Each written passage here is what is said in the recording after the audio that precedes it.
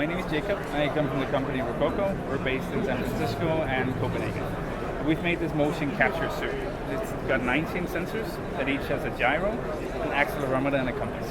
And by those data outputs, you can actually calculate your whole body, like I'm doing right now. Great. So if you're looking at 360, on the front side, basically, as you can see right now, he is moving. But if you roll your view around or turn yourself around, you can see on the screen in purple there he is moving in real time.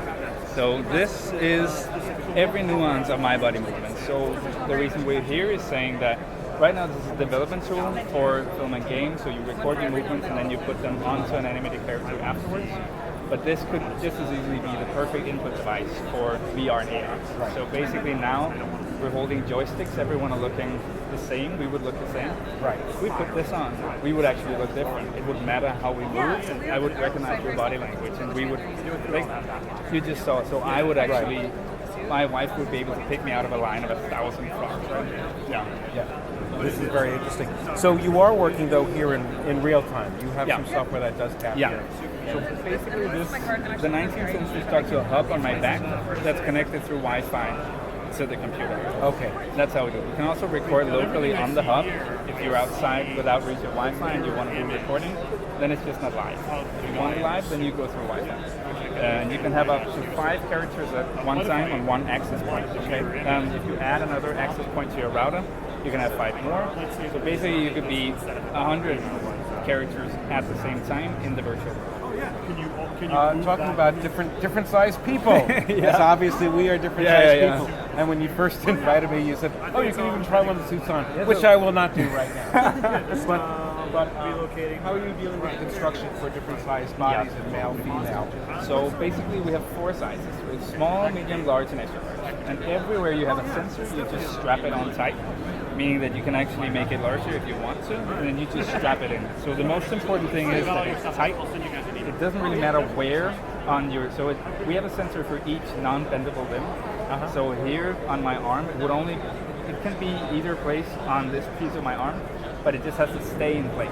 Okay. And that's why we decided on the textile, because that's always going to move it back into place. If you do some wild movement, then this is going to be in the right place.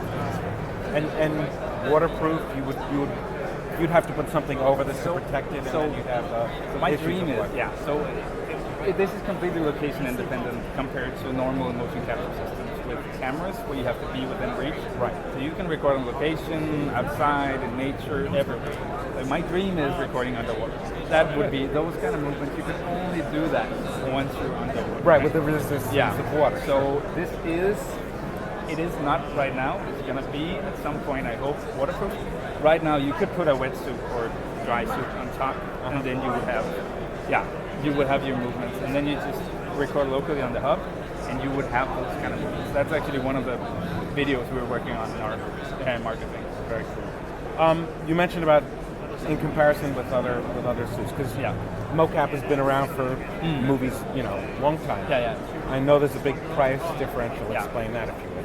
So basically, systems like this, the optical systems, which is the majority of the market, are hundreds of thousands, even millions for a system, because it requires all these cameras, all these suits, a studio, a whole lot of people to operate it. Right. This is $2,500 for the whole suit, including software and everything.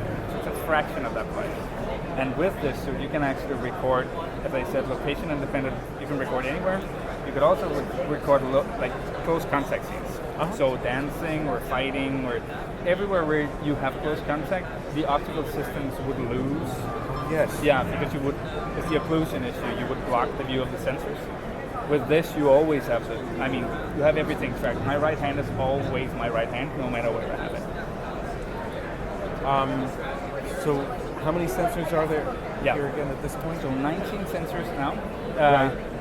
You only need one for every limb that you can only do one thing with. Right. So here, your thigh, you only need one. We're coming out with a hand extension later this year. Yeah. So obviously, sensors are really great for the body because you get constant stream of data. You never lose data. You don't have to clean it up afterwards. You just get the whole thing.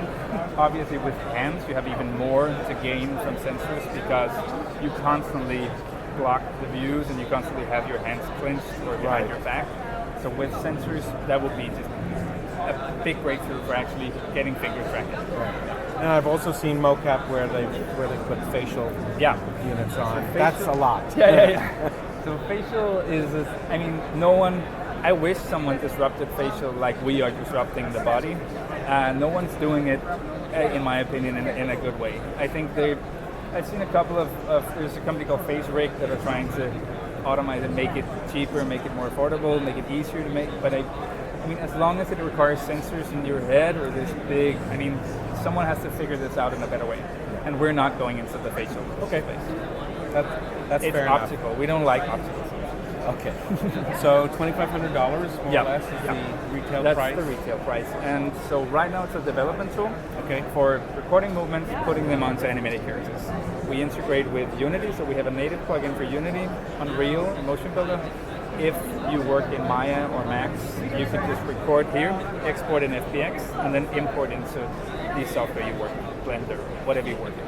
So basically the next product is saying, we want to make an input device for VR and AR. That's going to come in 2018. It's just going to be a simpler version of this at a much lower price point that you can actually use for playing full body games with your entire every nuance of you. More than 5 people in 2018?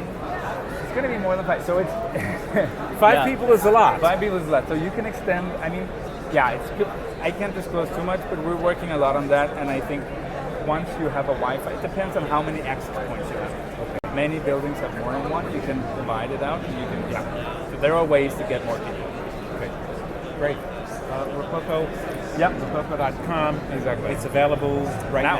Yeah, we're shipping now. Right. Thanks a lot. Thank you so much.